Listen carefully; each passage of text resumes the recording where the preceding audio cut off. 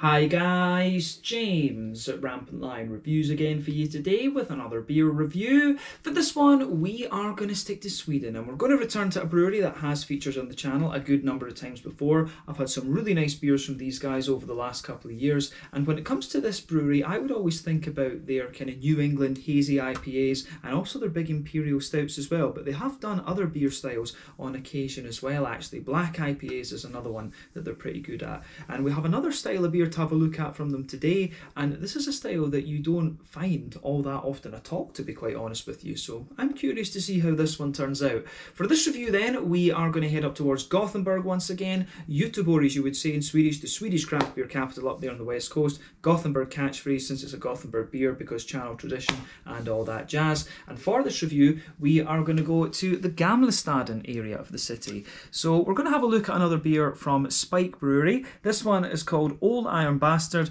It comes in at 7% ABV, and they're describing this one as an American strong ale. It's also brewed in collaboration with Järnbruket, which is a restaurant from Floden, and yeah, it should be quite an interesting beer, this one. Like I say, not too many American strong ales. I can actually only think of one of this style of beer that I would have reviewed on the channel over the last few years, and that is the Old Curmudgeon, which if I remember rightly is from Founders Brewing.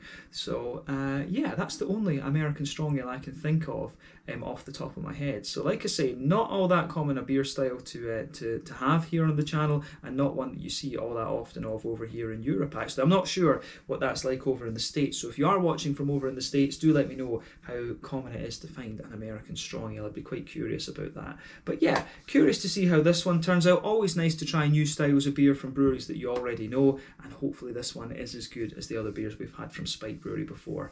So yeah, let's see how we get on then. So as always with my reviews, I'll tell you a little bit about the brewery before we taste the beer. If you want to get straight to the tasting, just fast forward. All the usual links are in the video description below. That's the brewery website, the link to my other reviews that I've done from Spike Brewery before, and you will see more added to that list in the near future. But there's all the usual social media down there. If you want to see more reviews, do please consider subscribing to the channel. The whole channel, of course, has a geography-based tagging system, so you can go into the homepage and search for beer based on country, city, state, county, province, prefecture, whatever it is you happen to be interested in.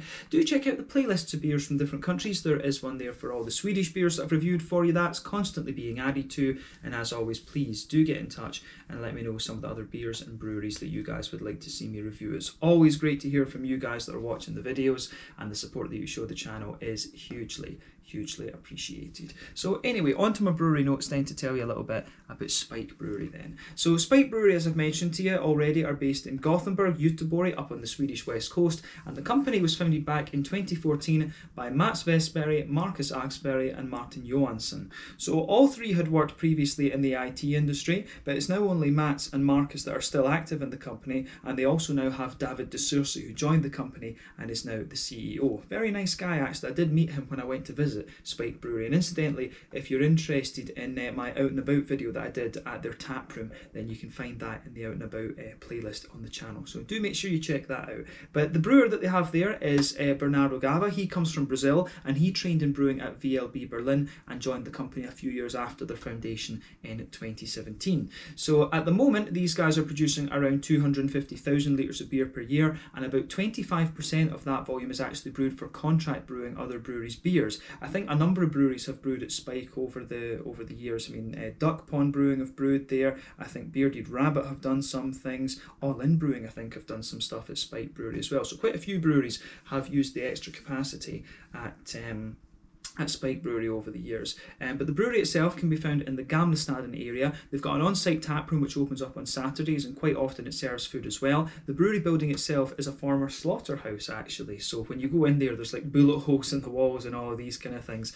It's just craziness, but yeah, it's quite an interesting place to go and visit. The tap room is quite nice and quite retro if you like, and at the moment they're looking at opportunities to build their own brewery, so we'll see how that develops over the next little while. But as of February 2021, when when I'm filming this review for you, these guys have produced around 100 different kinds of beer, and that number is only going to increase over the next little while. As I mentioned earlier, when it comes to this brewery, I would always think about the kind of New England hazy IPAs. I've had one or two more West Coasty leaning IPAs from them before. They do a good black IPA, and they also do some really nice imperial stouts, and they've been starting to experiment a little bit more with sours in recent times. But if you do see a beer that has the word business in the name, then I would recommend that you check that out. The business series from these guys is very, very good, and you'll see me review another one of those sometime in March of this year.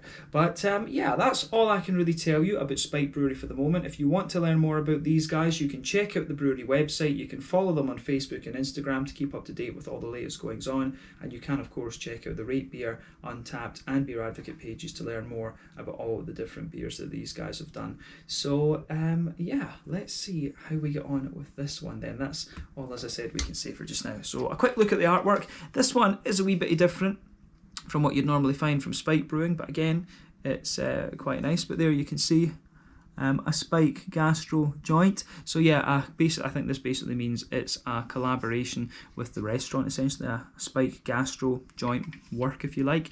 But yeah, it tells you a little bit about the beer on the side here. So it says, in this joint we collaborated with Old Iron Bastards at Jernbruket in Florida to match with their bold and primordial firewood kitchen. Behold this naked primal beer where hoppy, resinous and caramelly flavours bounce around beautifully with smoky, salty flavours of a meticulously curated pit. You dig? So yeah, be quite cool actually. I wonder if this is going to be a fairly kind of regular brew for them, if you like. But there you can see on the back there is the Jernbruket symbol. Where's the Spike one? Yeah, down here on the bottom of the can, that is the Spike Brewery symbol as well. So yeah, 7% American strong ale, this one, 440ml can. This beer was released as part of the Lokal och Småskalig assortment through Systembolaget here in Sweden for February of 2021. So yeah, I think this should be quite interesting. Let's get it out and we'll get on with the tasting then. I think I paid maybe, I guess it's maybe about 40 or 45 Swedish kroners, something like that for it. But yeah, as I say, the strong ale is quite an interesting style, to be honest with you. There's lots of different kinds of strong ale, and there's not really a kind of clear definition as to what this style actually is. I mean, I've always thought of it as quite a more kind of malt forward IPA almost. I've always kind of thought of the American strong ale as being a little bit like that, just a very kind of malty forward and still fairly quite hoppy beer. So the English strong ale is a wee bit different from that. I think the English one is more malt orientated and less hoppy, and there are varied, I think if you search it on Wikipedia, there's something like 4 suggestions as to what a strong ale can actually be. So as I say, no really clear definition of what this particular style actually is, but my impression of the American one, as I say, slightly more malty IPA. So yeah, looks pretty good. It's almost just a bit like an imperial red or something like that, to be honest with you. So yeah, as you can see with this beer, it's poured a lovely, I would say almost like chestnutty, coppery colour. I think that's, yeah, nice dark copper, nice kind of chestnutty colour. And you can see that the head on this one is maybe about 1 1/3, and I would describe that as a very, very light sort of fawny beige colour. But yeah, 1 or 2 big bubbles sticking towards the side of the glass, a few little ones going up towards the bottom of the head there, but overall it looks very, very nice. So there's a nice kind of clear colour to this one. I would say, the colour of your beer itself depends on 2 things. 1, the type of malts that you use, and 2, the length of the wort boil. The longer you boil the wort, the more the sugars caramelise, thus you get a darker colour, but it is dependent in the first instance on exactly what type of malts that you use. But this beer is actually, it's got a little touch of natural haze to it, but this beer is actually very, very clear. So yeah, that's an interesting point to make about this beer for sure. It certainly looks very, very nice, and as I say, for an American strong ale, it kind of looks the part. This is kind of what I would expect, to be honest with you, a more kind of slightly reddy, coppery leaning sort of beer, this one. So yeah, as I say, a style we don't come across all that often, but an interesting one nonetheless. So yeah, interesting to see what an American strong ale should kind of look like. But yeah, let's have a closer look at the aroma of this one and just see how we get on. I think this could be quite an interesting beer. Yeah, that's interesting for sure. It actually smells, in some ways, It actually smells like a really old school IPA, to be honest with you. The fruits are all, really kind of familiar in this one. It really just comes across as quite sort of old school in a lot of ways. But let's focus on the malty side of things. Let's focus on that malty side of things. So, yeah, first thing about the malty side of the beer is you'll notice it does have a nice little bit of a kind of bready backbone to it, actually. I really like how that, I really do like how that goes together in this beer. So it's got a nice kind of smooth bready backbone to it. It's kind of like brown bready almost, but at the same time it's got a little bit more kind of sweetness to it. There's a good wee bit of caramel in here. You do get a sweet caramel out of this. You get a McVitie's kind of digestive biscuity sort of thing as well. But yeah, it actually, in a lot of ways, it does smell like a kind of bready leaning American IPA.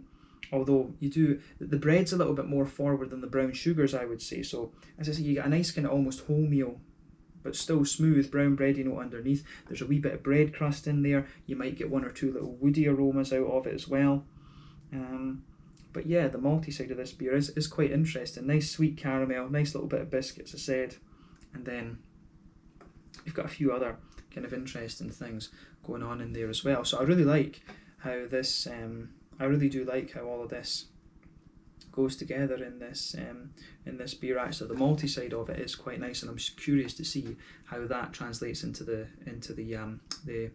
actual flavour of the beer. But as I say, it's got a nice bready, it's quite bready, it's got a good bit of caramelly and biscuity notes to it. So yeah, I have to say I'm quite interested just to see how everything kind of comes together in this beer. Actually, I think this one's going to be really, really interesting. So yeah, malty side of the beer gets a thumbs up from me. I certainly like this. So let's focus on the hoppy side of things then.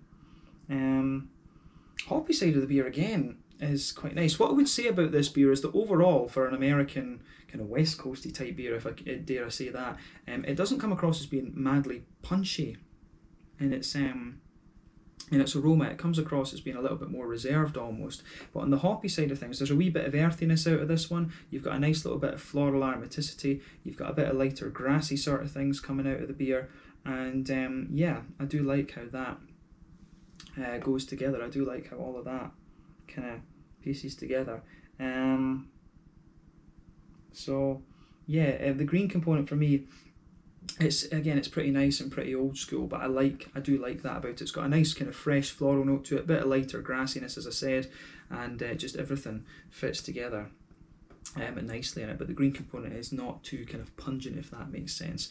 But on the fruity side of things, and this is where I think the beer is quite interesting. I wonder if it's like Cascade and Chinook that's in this, because I do think there is a bit of Cascade in this for sure, because it's got that, Cascade's very distinctive. It gives you this sort of figgy note to it. You get a wee bit of a blackcurranty, slightly blackberry sort of thing to the fruity side of this beer as well. That's really what makes me wonder about whether there's Cascade in this one.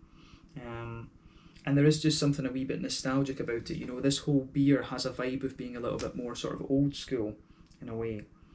So yeah, could be Will You Met would be the other one. Will You Met would be another good candidate for this. Eureka gives you some of these red fruity notes as well. You've got German hops like Northern Brewer. In England you've got Bramling's Cross would be an ideal candidate as well, but I don't think it's either of those. I think it's probably Eureka, Will You Met, or most likely a bit of Cascade that's in here. There might be a wee bit of Chinook, but the thing is, with the hoppy side of the beer not being overly pungent, that makes me think that it's more reliant on late edition hops rather than early edition hops. So the Chinook, if it was added on early in the boil, would be a lot more kind of piney and resinous than it actually is in this beer. And remember, when it comes to adding the hops into these beers, if you add them on early during the wort boil, that's when you get most bitterness, and you've got a gradual trade-off over the period of the wort boil, where the later into the boil you go, the more likely you are to get flavour and aroma out of the beer. So I really like how all of this kind of thing pieces together actually.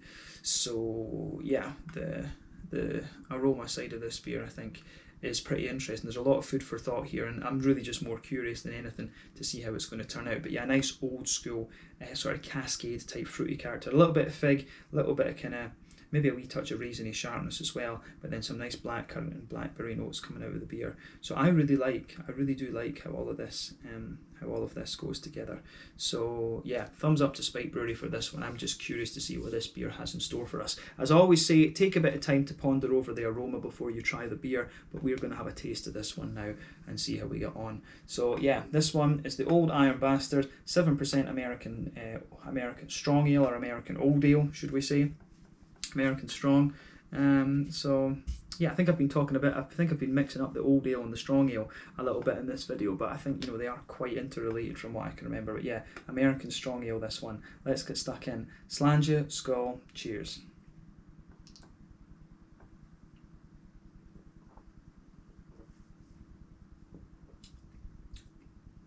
Oh yeah,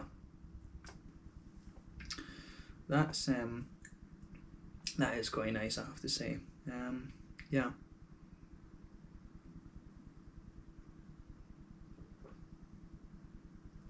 Yeah, that is a good beer.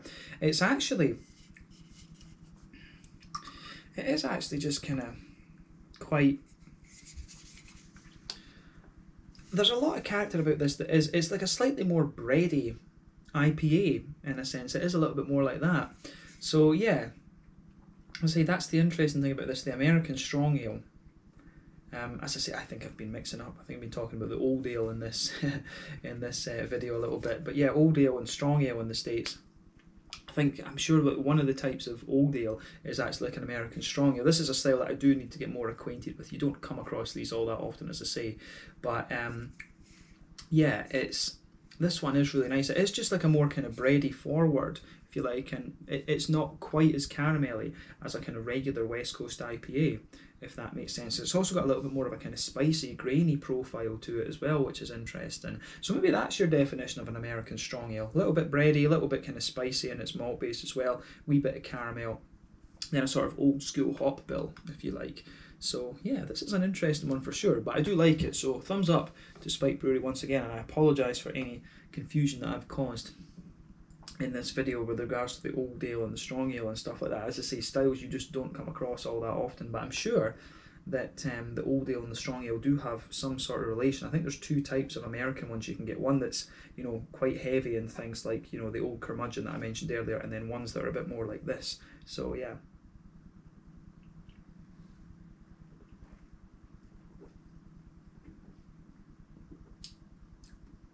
But yeah, I like this one. So let's try and just break down this beer and see how we go. So straight away with this beer, you can feel a nice kind of smooth, brown bready, wholemeal sort of quality. That goes right across the middle of your tongue there, and it sits there. The further you go into the aftertaste with it, it gets a little bit more grainy and dry, if you like. But on the border region between middle third and front third of your palate, and the border region between middle third and back third of your palate, there's a slightly more toasty, bread crusty type quality to this beer as well.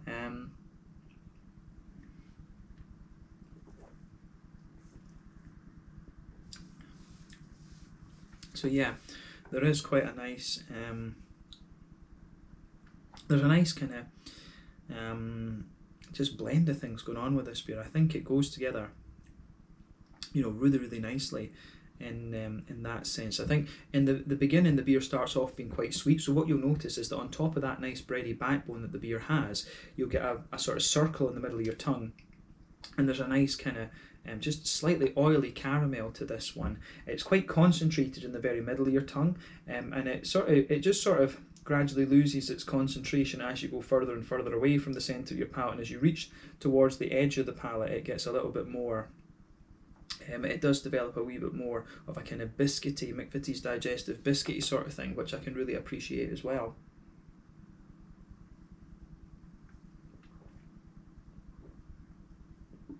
Yeah, I do really like how that side of things pieces together in this one. I mean, the malty side of this beer, it's quite straight shooting in a lot of ways, but I really like that about it. I like a good old school kind of caramelly malt base. yeah, I think this is really nicely done. So hopefully, yeah, I do wonder if Spike Brewing might take forward the ideas of the malt base in this recipe and take it forward into some of their more West Coast IPAs. But yeah, this is nicely done. So thumbs up to them for this. I really like this beer, and it's for a 7%er. You know, for an American strong ale, you expect them to be maybe a little bit more. Maybe for an American stronger, I would expect something 8 or 9%. It's still got that element of drinkability. I'm sure that quite a lot of the American West Coast IPAs were always about 7%. I'm sure that was about the norm for an American West Coast IPA. It was always about 7%. So that's another thing to bear in mind with this one. They call it American strong, but it's no that strong compared to what they can do over there. So bear that in mind. But yeah, quite a straight shooting malt base in a lot of ways for me, and it works. On that back third of your palate, you definitely get a little bit more of a kind of fluffy, bready note, and I guess that's maybe the yeasty side of the beer coming out. So on the back third of your palate, you can feel there's a bit more of a kind of fluffy, brown bready kind of thing starts to come out of the beer, and I really like that about it for sure as well.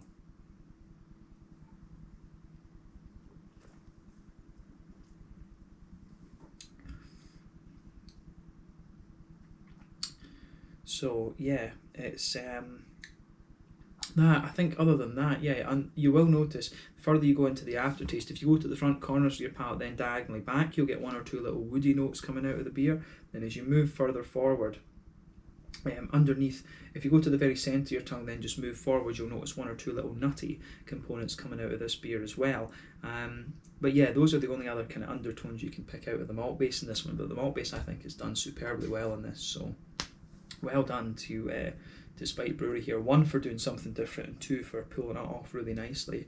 So yeah, that kind of goes to show you the quality of this brewery. The other beer that I've still to review from the February releases that these guys did was the barley wine. So yeah, I might save that a little bit though, right enough, because it's a stronger beer, so it will last a wee bit longer. So maybe we'll save that a bit, but I think this one is really nicely done. But yeah, on the hoppy side of things, then back corners of the palate, there's a nice little bit of earthiness there. As you move further forward, it gets there's a wee bit of herbal quality there, but then as you move up to the kind of front corners of the palate, it's got a nice big floral aromatic quality to it. So it's got a nice bigger sort of thing. So yeah, I mean, I wouldn't describe this beer as being piney. There might be a wee touch of Columbus in here. I'm noticing that this beer is getting a wee bit more kind of spicy the further you go into the aftertaste, so that's a point to note as well. But then round the front curve of the palate, I would describe this one as being more, I would describe it as being a little bit more kind of lighter and grassy around the front curve of the tongue, if you like, and there's not really a zesty note to it, but I do notice that this beer on the green component, it gets a wee bit more spicy, so maybe a bit of Columbus in this one. But as I always say, on that front third of your palate, that's where you get that nice oily bubble where those juicy fruity esters just roll their way out of the beer. And for me, again, this one is pretty solid. So at the back of that, at the back of that front third of your tongue, as I say, on that border region, you get a bit more of a kind of bread crusty thing, and I would say that the base of the fruity part of this beer is kind of wholemeally and brown bready, but at the back of that front third of your tongue, you do get a wee hint of a kind of slightly darker grapefruit and thing. So that does make me wonder, could there be a wee bit of Chinook in here? But because of the caramelly malts and things you're getting out of this beer, the grapefruit is quite minimal, and it comes across as more like a sort of, you get a wee bit of a slightly plummy, raisiny sort of thing. And then as you move further forward from that, you start to get a lovely kind of juicy, figgy quality out of this one. I'm certain that Cascade is performing a big part of this beer. Williamette is obviously an option. Eureka would be another one that would fit the bill for the kind of flavours you're getting out of this beer. These kind of soft fruity notes. So yeah, nice kind of figgy note to the beer. And as you move into that front half of the front third of your tongue, you start to get more of a kind of, you can feel there's a little bit of a kind of black curranty sort of base to it. Then you've also got a nice oily blackberry sort of thing in this one. So yeah.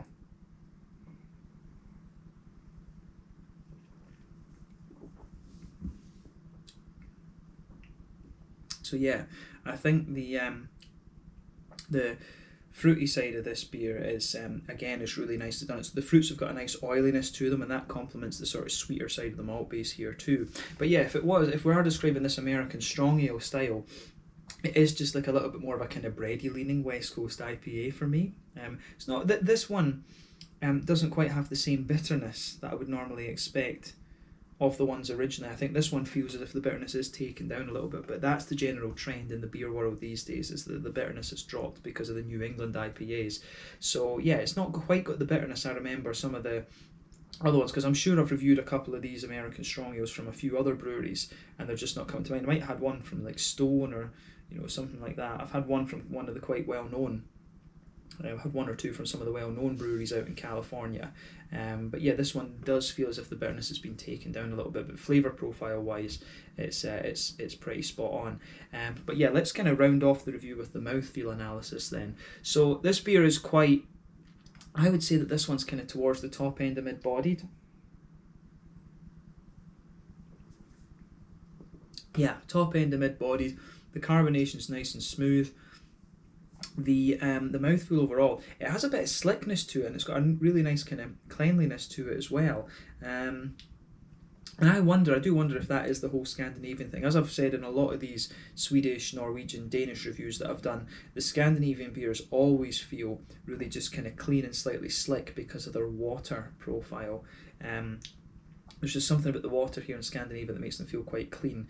But at the same time, I do wonder if it's got a bit of the softness that you actually get from a number of the American West Coast beers. So I'm kind of keeping that in mind. I can't remember what these guys do in terms of water treatment and things like that. A number of breweries, of course, do water treatment, and I don't know if they make the water a bit different for each of their beers at Spike right enough, but whatever they've done with the mouthfeel of this one, I think it suits the profile of the beer really nicely. But it comes across really nice and clean. It's got a really the mouthfeel just suits the profile of this beer nicely. So the malty base, like I said, it's got a nice bit of graininess to it that comes out a bit more in the aftertaste. It's got a bit of smoothness from the bread as well, some nice kind of malty sweetness. There's a good wee bit of hoppy bitterness to this. I'd say like 50 or 60 IBUs, could be 70 at a push, but I don't think it's, I don't think this beer is way high in the IBUs as the original ones might be, pushing the 100, I would guess.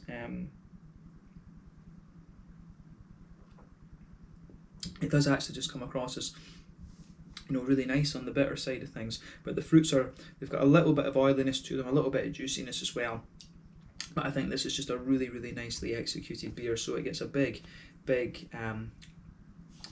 thumbs up from me, this one. So well done to Spike Brewery for this. I think this is really solidly done. So yeah, awesome stuff from them. Something a wee bit different, and I think it's worked off really, really well for them, or worked out really well, I should say. My English is getting bad these days because I'm focusing on Swedish a bit more. But yeah, let's leave it there. This one was the Old Iron Bastard, 7% American Strong Ale, and I do apologise for the confusions maybe between the Old Ale, but I'm pretty sure the Strong Ale is related to those in a little bit.